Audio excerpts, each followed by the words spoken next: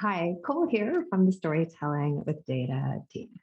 Today, I'd like to share with you a book that I recommend pretty much anytime someone brings up the word dashboard. Let me grab it from the shelf.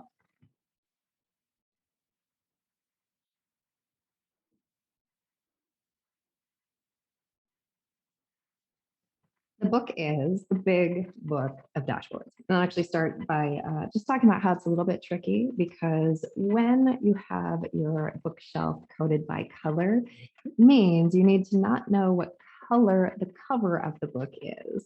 But sometimes they get a little tricky and use a totally different color for the spine, which is what these guys did. These guys, the three authors of The Big Book of Dashboards, which was published in 2017, Steve Wexler, who runs Data Revelations, Jeff Shaffer is COO and Vice President of Unifund, also an adjunct professor at the University of Cincinnati, where he teaches data visualization.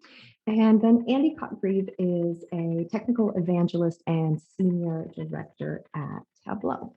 And I think Tableau is actually the tool of choice for all three of these fine gentlemen, but it's not the only tool that's featured in the dashboards in this book. And I actually had an opportunity to sit down with all three of the authors. This was back in 2019. It was actually a very cool setting because we got to be backstage at the Tableau conference in Vegas in 2019.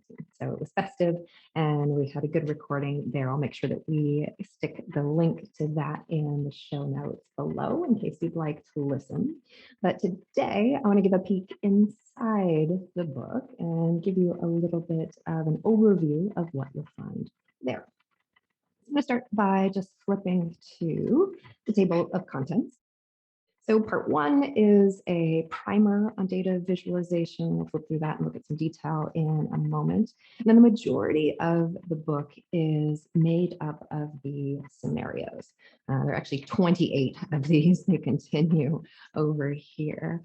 And each of these is a different dashboard created by a different person representing a wide swath of industries and different sorts of topics and reasons for building dashboards and communicating in that way with data. And actually, each of the structures of those chapters are the same, which I want to get into. But before we do that, let's flip for a bit through the initial section, which is data visualization, a primer. And so here you'll find a lot of typical sort of topics for that you see in books on data visualization, right? Why we visualize data, how we visualize data, section on pre-attentive attributes, different types of data, little overview of color. Actually, I'm going to flip to the end of this section because I flagged something specific here, which is every decision is a compromise, which I think is something that we know, but it's always good to get a reminder of. However you choose to show your data, you will emphasize one feature over another, and there's trade-offs. I'll go through an example here. Although while we're on this page, I also wanted to highlight just the spooning skyscrapers over here. There was actually a period in time where one of my personal common Google searches was Steve Wexler, spooning skyscrapers. So he has a good blog post that goes through reasons not to bend data in that way for this sort of comparison as well. Let's keep flipping and actually get into the main section, right? So this are the scenarios.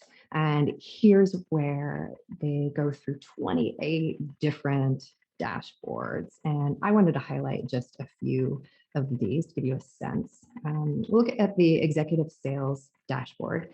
So with each chapter, it begins with the name of the dashboard, a view of the dashboard, and then the following sections are consistent across. So you start with the scenario, what it means big picture, right? So in this case, you're a sales manager, want to know how you and the sales team have been performing this quarter. Then the specifics, right? These are the questions we want to try to answer. How are we doing this quarter? How is this quarter compared to last quarter and the same quarter last year? And so on.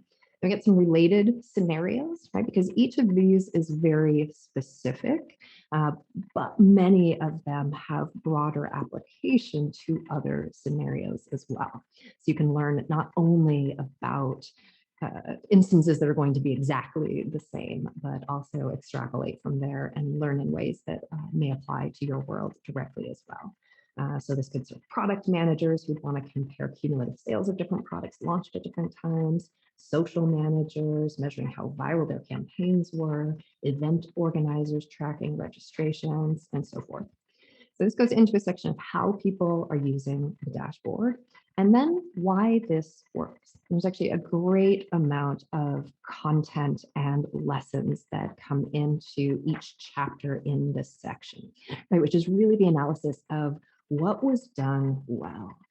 So in this case, some things that they call out: key metrics as text, that's a great thing. Small details when needed. The use of color was thoughtful.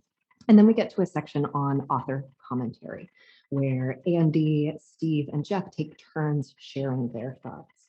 And so here we get some commentary from Andy on the placement of the filter and how he likes to approach things.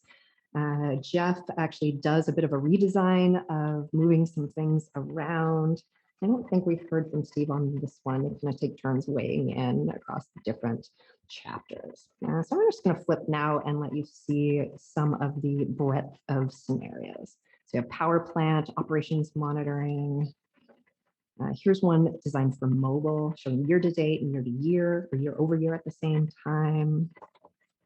Patient history analysis of recent hospital admissions. And again, there's something to be learned from each of these scenarios, even if they look a little different from your day-to-day. We get a dashboard on Net Promoter Score showing sentiment, and there actually were a number of dashboards related to comments and sentiment analysis. Claims across multiple measures and dimensions. Just kind of flip here, churn.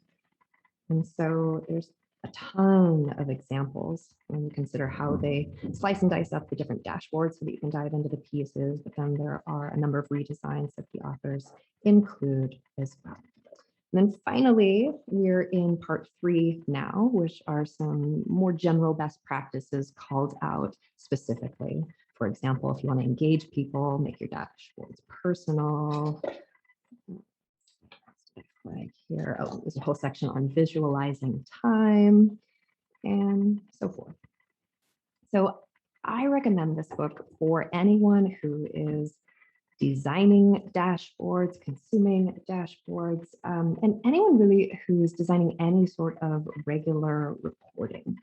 Just being able to flip through and see the variety of different approaches that have been taken for different types of metrics and comparisons can be useful. And it's also great to read about both what was done well, as well as the commentary on what these guys, who together have been making dashboards, I think for like a cajillion years or something like that, what they might have approached differently.